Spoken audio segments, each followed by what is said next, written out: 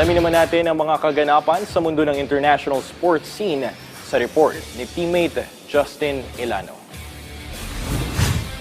Magbabakbakan sa lona ang dalawa sa pinakamagagaling na pound-for-pound fighters ng sport na sina Floyd Mayweather Jr. at Michael Mike Tyson sa isang exhibition match sa darating na Abril. Yan ang kinumpirma ni Ring Magazine insider Mike Cappinger kung saan muling sasabak sa ring ang mga retirado ng boxing icons na parehong pumayag na magbanggaan sa Democratic Republic of Congo para sa muling pagbabalik ng boxing ng Africa matapos ang makasaysayang salpukan nina Muhammad Ali at George Foreman sa Rumble in the Jungle. Matatanda ang huling sumalang si Mayweather sa ring sa isa ring exhibition bout kontra kay John Gotti III na natapos sa isang no decision. Nakatapat naman ni Tyson ang YouTuber turned boxer na si Jake Paul sa isang streamed bout noong 2024 kung saan isang unanimous decision win ang nakuha ni Paul matapos ang 8 rounds. Samantala, wala pang opisyal na anunsyo sa venue ng naturang unofficial match na gaganapin sa April 25, 2026.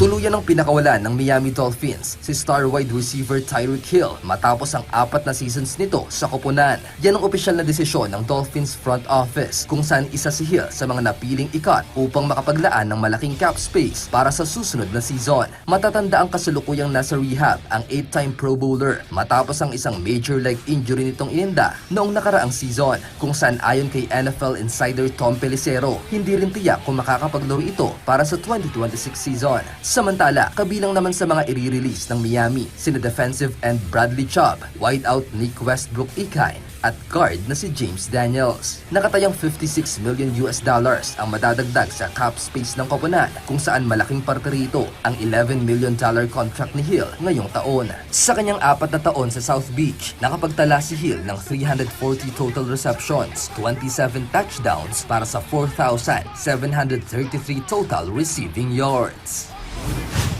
At sa football, naungusan ng Girona Football Club ang Spanish League powerhouse na FC Barcelona sa ika-24 na matchday ng La Liga nitong nakaraang Martes. Unang kumamada ang bisitang Barca matapos ang isang header sa Girona territory. Ngunit nag-iba ang ihip ng hangin nang maitabla na home team ang laban matapos ang isang short ranger ni French midfielder Thomas Lemar sa 61st minute mark. Agad naman itong sinundan ni Fran Beltran nang makatakas ito sa Barca defense na naging dahilan para tuluyan na makuha ng Los Albirrojos ang kalamangan at ang panalo. Hawak na ngayon ng Girona ang 12th seed matapos ang 7 wins, 8 draws at 9 losses. Justin Ilano para sa Pambansang TV sa Bagong Pilipinas.